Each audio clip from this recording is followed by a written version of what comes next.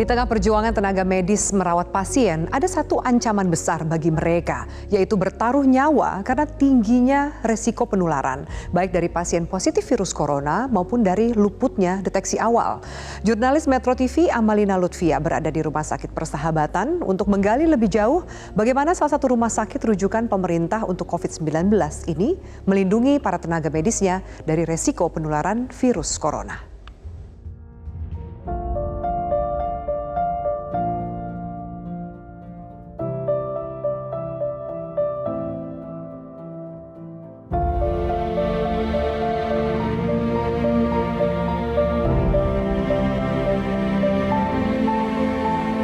Tenaga medis menjadi ujung tombak di tengah pandemi corona. Bukan tanpa resiko, mereka adalah orang dengan profesi paling rentan penularan virus. Beberapa tenaga medis telah siap menghadapi risiko karena merawat pasien COVID-19. Namun beberapa bahkan tak dapat mengantisipasi karena ketidakjujuran pasien. Di Semarang, puluhan tenaga medis tertular virus corona setelah melakukan operasi bedah pasien yang ternyata terjangkit virus corona. Tak hanya di Semarang, beberapa rumah sakit di daerah pun menghadapi risiko yang sama. Penularan yang tak diantisipasi karena kebohongan pasien dan ketidaksiapan alat pelindung diri. Saya berada di RSUP Persahabatan, salah satu rumah sakit rujukan COVID pemerintah Indonesia. Dan kita akan melihat apakah di RSUP Persahabatan ini masih menerima pasien non-COVID. Dan jika iya, bagaimana sistem di dalam membedakan bagaimana perlakuan tenaga medis terhadap pasien COVID dan non-COVID.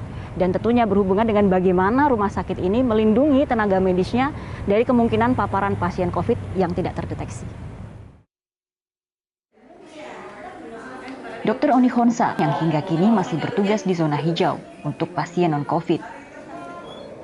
Rumah Sakit Persahabatan masih membuka pelayanan khusus untuk pasien lanjutan yang membutuhkan perawatan khusus seperti gagal ginjal, kemoterapi, diabetes, dan penyakit kronis rutin lainnya. Walau berada di zona hijau, namun Dr. Oni tahu betul adanya resiko penularan dari pasien yang tak terdeteksi. Kondisi seperti ini sangat potensial terjadi. Kami di setting tempat zona hijau yang merupakan pasien-pasien yang diasumsikan non-COVID, sudah kita coba lakukan screening dari sejak pengukuran suhu, beberapa pertanyaan screening, lapisan-lapisan untuk mengkonfirmasi kira-kira pasien tersebut adalah ke arah COVID atau tidak, kita lakukan.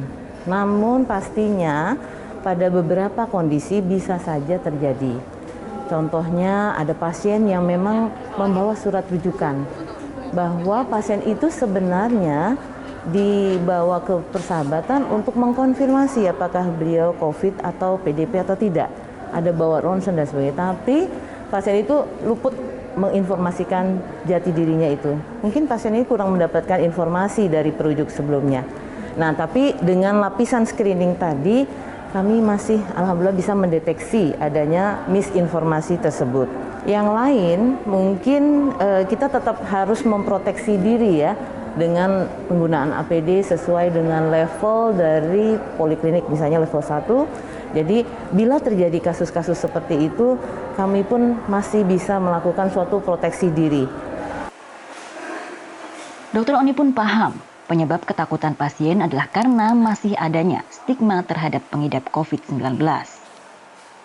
Mungkin ketakutan atas stigma bahwa kalau pasien itu COVID, maka dia tidak bisa mendapatkan pelayanan medis tertentu. Apalagi saat ini kalau rumah sakit rujukan sudah mengkonfirmasi dirinya adalah untuk pelayanan COVID saja, tapi dia masih menghendaki pelayanan non-COVID di rumah sakit tersebut atau di rumah sakit lain yang menjaga dari pasien-pasien yang COVID, pasien itu akan mencoba menutupi gejalanya. Tapi ini tentunya sangat membahayakan, tidak hanya untuk tenaga medis yang ada di rumah sakit itu, maupun pasiennya juga. Jadi ini mungkin harus disadarkan kepada seluruh pasien-pasien kami ataupun pasien-pasien di luar sana, kalaupun ada gejala itu, rumah sakit bukan bermaksud untuk menahan pelayanan, tapi lebih memberi perlindungan yang lebih baik buat pasien maupun buat pencegahan penularan ke orang lain. Ini adalah perbatasan antara zona hijau dan di belakang saya ini sudah memasuki zona merah, zona di mana ada pasien dengan resiko penyakit menular yang tinggi. Kita akan lihat di sana adalah ruang perawatan pasien COVID, ada ruang Pinere dan juga ruang Melati, dan kita akan menemui seorang tenaga medis atau suster yang kini sedang merawat seorang pasien, dan kita akan lihat bagaimana perbedaan antara suster atau tenaga medis yang berada di ruang isolasi dan juga tenaga medis yang ada di zona hijau. Salah satu antisipasi rumah sakit untuk mencegah penularan virus corona pada pasien dan tenaga medisnya adalah dengan pemisahan zona. Disinilah zona merah rumah sakit, ruang Melati yaitu ruang isolasi pasien positif virus corona. Zona merah berarti alat pelindung diri level 3 wajib dikenakan. Selvi Aminah adalah salah satu suster yang bertugas di ruang isolasi. Sebagai perawat, tugas kita memberikan asuhan keperawatan dan membantu mobilisasi pasien yang mengalami sulit mobilisasi, misalnya di usia lanjut. Dan kita membantu sumber daya manusia, membantu pasien memberikan makan, minum, obat, dan mengganti pakaian serta pampers mereka. Setiap harinya Selvi berkontak langsung untuk merawat pasien positif COVID selama 3 hingga 4 jam. Dan semenjak itu pula, kehidupan Selvi harus berubah karena ia tinggal di ruang karantina terpisah dari keluarganya. Namun sebagai seorang perawat, Selvi menyadari arti besar dari tugas profesinya. Saya bekerja di ruang isolasi COVID dari tanggal 26 Maret 2020 sampai detik ini. Semoga cepat berlalu ya. Untuk stigma di luar, dalam keluarga saya mendapat support yang sangat bagus dari suami, orang tua, dan anak insya Allah. Tapi kalau untuk di lingkungan sekitar, yang namanya manusia atau orang awam, mereka ada yang mengerti dan ada yang tidak mengerti.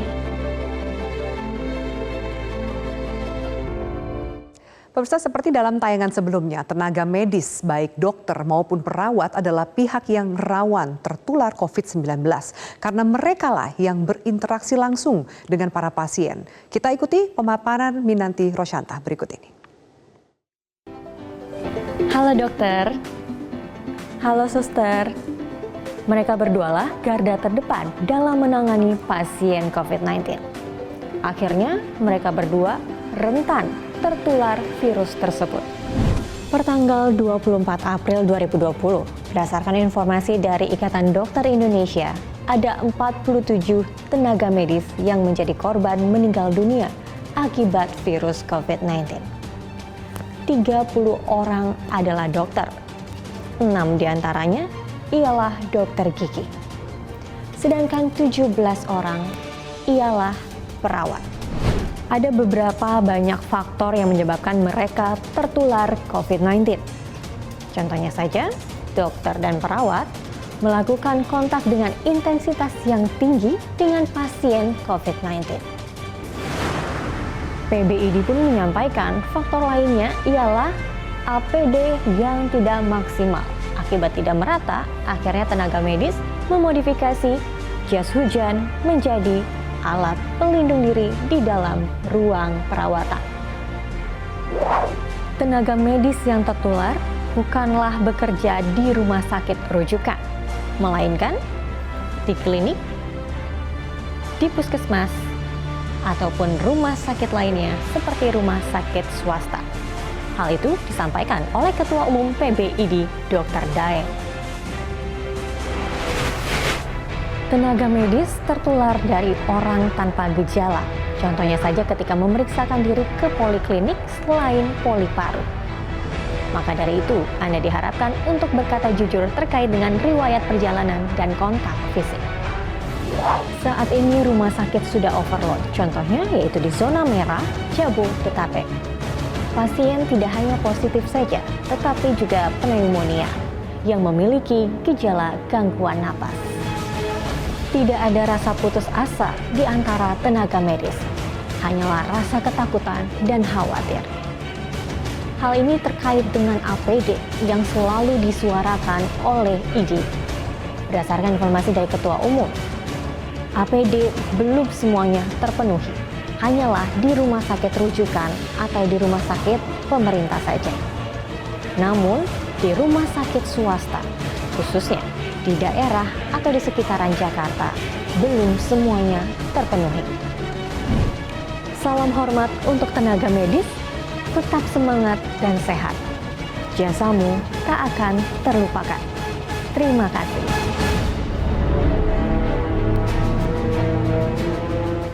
Dan kini pemirsa, semua pihak bergotong royong bahu-membahu berkontribusi menangani COVID-19, termasuk anak-anak bangsa yang menghasilkan alat medis ventilator dengan biaya produksi yang terjangkau. Kisahnya akan kami hadirkan sesaat lagi.